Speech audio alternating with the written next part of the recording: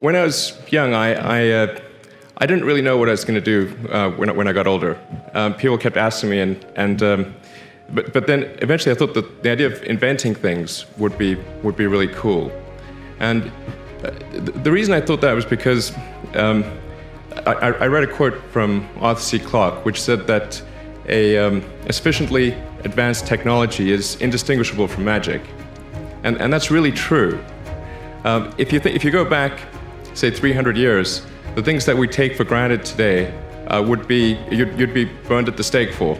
Being able to fly, being able to see over long distances, being able to communicate, and having access to all the world's information instantly from almost anywhere on the earth. This is stuff that really would be magic, or would be considered magic in times past. In fact, I think it actually goes beyond that, because there are many things that we take for granted today that weren't even imagined in times past. They weren't even in the realm of magic. So it actually goes beyond that.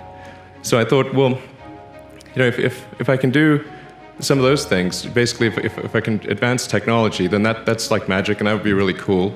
And I also had sort of a slight existential crisis, because I was trying to figure out what does it all mean? Like, what's the purpose of things?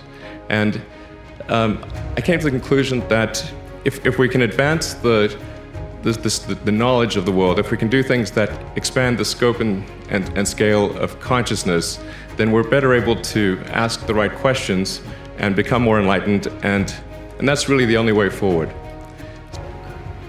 I mean, I think about what technology solution is necessary in order to achieve the particular goal, and then try to make as much progress in that direction as possible. I mean, I think being a multi-planet species and being out there among the stars is important for the long-term survival of humanity. But then the part that I find personally most motivating is that it creates a sense of adventure, and it makes people excited about the future. If you consider two futures, one where we are forever confined to Earth until eventually something terrible happens, or another future where we are out there on many planets, maybe even going beyond the solar system. I think that second version is incredibly exciting and inspiring, and there need to be reasons to get up in the morning. Life can't just be about solving problems. Otherwise, what's the point? There's got to be things that people find inspiring and make life worth living. When my brother and I were starting our first company, instead of getting an apartment, we just rented a small office, and we slept on the couch. And we showered at the YMCA, and we're so hot up we had one computer, so the website was up during the day, and I was coding at night, 7 days a week, all the time. And I sort of briefly had a girlfriend in that period, and in order to be with me, she had to sleep in the office. So work hard, every waking hour. That's the thing I would say, particularly if you're starting a company. A natural human tendency is wishful thinking. So a challenge for entrepreneurs is to say, well, what's the difference between really believing in your ideals and sticking to them versus pursuing some unrealistic dream that doesn't actually have merit? And that is a really difficult thing to tell. Can you tell the difference between those two things? Right. So you need to be sort of very rigorous in your self-analysis.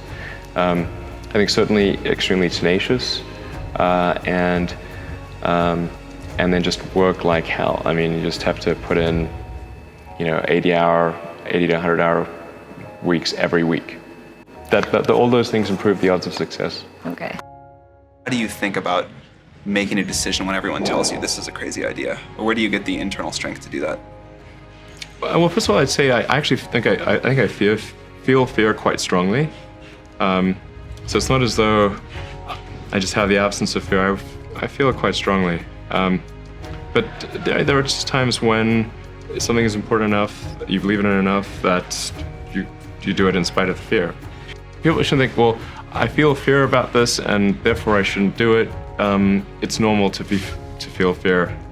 So you just feel it and let the importance of it drive you to do it anyway? Just accept the probabilities. Then that diminishes fear. Drive overrides fear.